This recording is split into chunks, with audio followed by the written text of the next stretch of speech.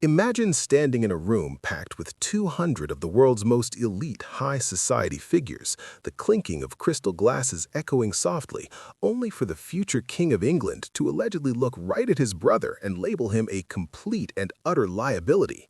That is exactly the jaw-dropping scenario that sources claim recently unfolded. And while that alleged insult alone is enough to send the international press into an absolute frenzy, it is reportedly Prince Harry's immediate, room-silencing response that truly changes everything we thought we knew about this royal feud. Now, according to multiple unverified reports and whispers from royal insiders, this spectacular clash didn't happen in private behind the heavy oak doors of a palace, but right out in the open, turning a prestigious gathering into the most uncomfortable dinner party in modern history. You might think you know how this sibling rivalry operates, but the layers of psychological warfare supposedly at play here will make you question the entire public narrative. For years, the media has painted a picture of a fractured brotherhood, but to allegedly call your own flesh and blood a liability in front of an audience is a massive escalation that sources say crossed a line from which there might be no return. But why would Prince William, a man whose entire public persona is built on extreme composure, restraint, and strict adherence to royal protocol, allegedly let his guard down in such a spectacular fashion? Some royal experts suggest that the sheer pressure of keeping up appearances has finally taken its toll, while others whisper that this was a calculated move, a deliberate message meant to be heard by exactly the kind of powerful people who were in that room. And yet, the true masterpiece of this alleged encounter isn't just the insult, but rather how Prince Harry is said to have caught that verbal grenade and thrown it right back, leaving 200 guests absolutely speechless and awkwardly staring at their dinner plates. To truly grasp the magnitude of this alleged confrontation, we have to peel back the polished veneer of the royal family and look at the intense, decades-long pressure cooker these two men have lived inside, because nothing says healthy family bonding quite like a very public, high-stakes public relations disaster. My personal opinion on this is that when you strip away the titles, the castles, and the immense wealth, you were just left with two brothers who are fundamentally grieving the loss of their former closeness, yet are trapped in a global fishbowl where every single interaction is analyzed by millions. It is fascinating to me how sibling dynamics can sour so deeply, but adding the weight of a monarchy makes it a totally different game. According to these sensational reports, the event in question was a lavish private gathering, the kind where confidentiality is usually strictly expected, which makes the fact that these details are leaking out all the more intriguing.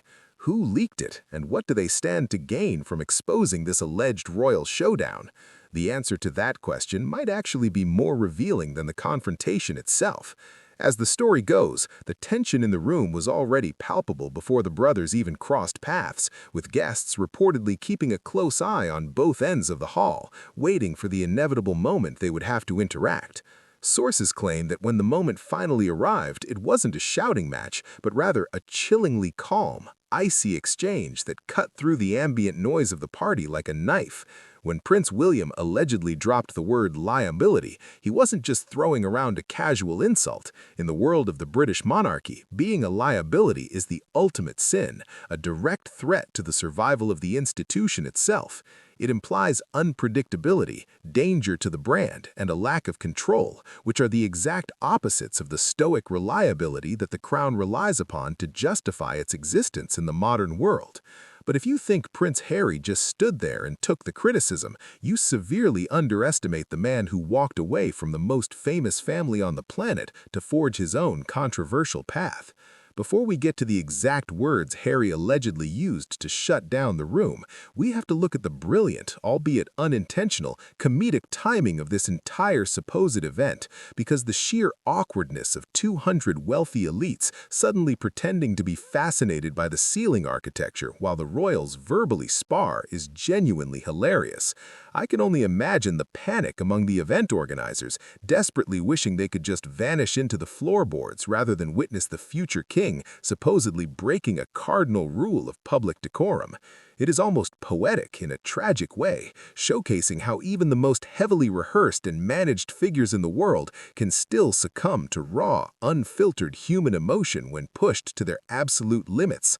According to reports, the atmosphere instantly shifted from celebratory to deeply uncomfortable, a phenomenon that royal commentators are already calling a defining moment in the modern history of the Windsor family. The use of the word liability allegedly struck a very specific nerve, likely because it echoes the exact narrative the British tabloid press has been aggressively pushing for years. By supposedly using that specific term, William would not just be speaking as a brother, but as the protector of the firm, effectively telling Harry that his recent media ventures, tell-all books, and explosive interviews have made him too dangerous to associate with. But the true twist in this narrative isn't just William's alleged accusation, but the deeply psychological way Harry reportedly absorbed the insult and instantly flipped the power dynamic. What sources say happened next was not an angry outburst or a defensive rant, but a masterclass in quiet, devastating rebuttal that completely reframed the entire situation. You see, when someone publicly attacks your character, the natural human instinct is to defend yourself loudly, but Harry has arguably had years of media training and personal therapy, completely changing how he handles confrontation. It is said that instead of raising his voice, he lowered it, forcing the people nearby to physically lean in just to hear what he was saying, instantly drawing the entire room's attention to his response. This is a classic psychological tactic, drawing power not through volume, but through intense, magnetic composure. But what exactly did he say that left 200 seasoned socialites utterly speechless? To understand the sheer brilliance of his reported response, we must remember that Harry's entire brand now is built on the idea of escaping the toxic, suffocating nature of the institution that William is destined to lead. Therefore, his alleged comeback wasn't just a personal defense, it was a sweeping indignation of the very system that William was supposedly trying to protect with his insult. Reports allege that Harry, maintaining unbroken eye contact with his brother, calmly acknowledged the accusation before delivering a line so sharply observant that it sucked the air right out of the room.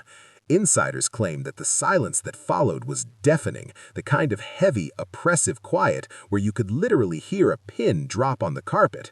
But before I reveal the exact wording of that alleged mic drop moment, let's take a second to analyze why this specific rumor is gaining so much immense traction online right now, capturing the attention of millions worldwide. We, as a society, are deeply obsessed with the fall of mighty institutions and the relatable drama of fractured families, so this story is the perfect storm of high-stakes gossip and human tragedy. I honestly believe that a large part of the public secretly roots for reconciliation, while another, perhaps larger part, absolutely thrives on the endless continuation of the drama. It is the ultimate reality TV show, but with centuries of historical baggage and immense wealth attached to it. The alleged liability comment also highlights a massive cultural divide in how the brothers are perceived. In the United Kingdom, William's reported stance is often viewed as a necessary defense of duty and tradition, while in the United States, Harry's narrative of breaking free from an emotionally stunted family resonates powerfully. This stark contrast means that every single alleged interaction between them is immediately weaponized by opposing sides of the media, turning a private dinner dispute into an international talking point. It is genuinely wild to think about the sheer level of scrutiny these two face, where a supposedly whispered conversation in a crowded room becomes front-page news within hours. And yet, despite the chaotic media circus surrounding them, the core of this story remains intensely personal and deeply sad, a vivid reminder that money and titles don't buy functional family dynamics. So, what was the response that reportedly left the future king and 200 guests in stunned silence?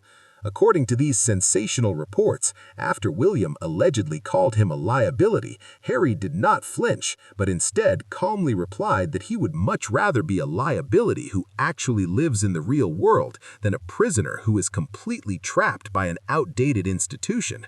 Let that sink in for a moment, because if those words were truly spoken, they represent one of the most brutal, cutting, and fundamentally profound assessments of the modern royal condition ever uttered.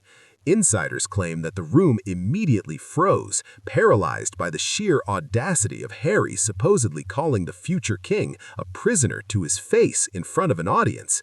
This alleged comeback is brilliant because it takes the insult and turns it into a badge of honor, while simultaneously diagnosing William's life as a gilded cage. It is a profound psychological flip, changing the narrative from Harry being a problem to William being a victim of his own destiny. Whether this incredible exchange actually happened exactly as sources claim, or if it is merely a heavily embellished rumor designed to sell tabloids, its impact on the public consciousness is absolutely undeniable. It perfectly encapsulates the entire ideological war between the Sussexes and the rest of the royal family, boiling down years of complex interviews and hundreds of pages of memoirs into one sharp, devastating interaction.